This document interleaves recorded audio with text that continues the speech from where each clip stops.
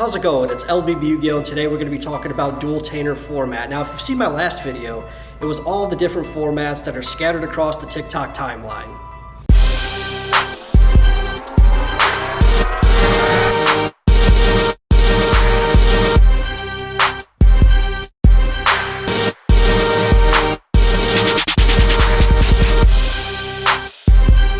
We're going to be talking about Dueltainer format, and before I get started I want to give a shout out to Kosmic Media for helping me out, like building all my goals and doing the things I want to do with Yu-Gi-Oh content. It's really helping me become a content creator. If you're interested in something like that, make sure you click on the link below and check it out. So essentially you have a band list, which is all the band archetypes that are pretty much new.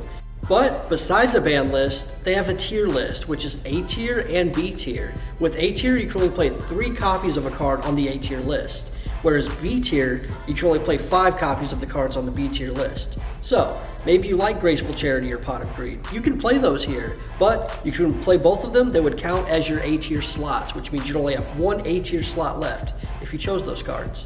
And then you got the exceptions list, where it is a singleton format. This requires you to play 3 of every card, which are cards that need 3 of. For an example, Gather Your Mind.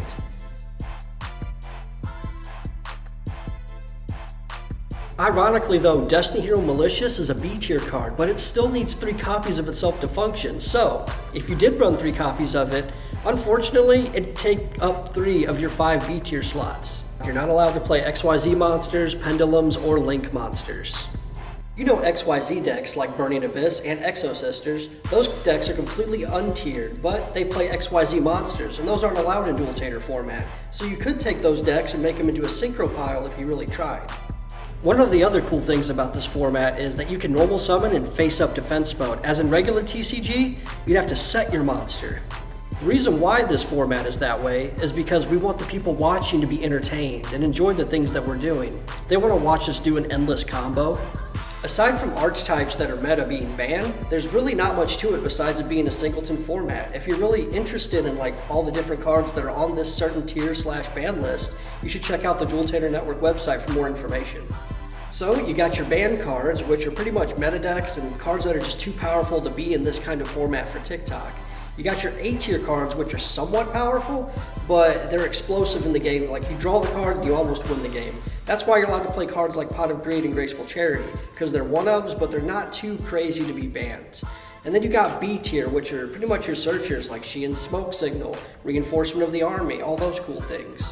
I like the way Dueltainer Network challenges me. Like as the TCG, it's kind of like you bring out a monster and then you add a monster to your hand, and it's just like the same thing that everybody else is doing with the same meta decks. Whereas in Dueltainer format, you have to make your own combos and creations to make your deck thrive and be powerful. Thank you guys for watching. Make sure you leave a like and a comment down below, and maybe you've played Dueltainer format before. Let me know some of the things that you like about it. And also, if you want more information about the tier list and ban list so you can play, make sure you check out the Dueltainer Network website.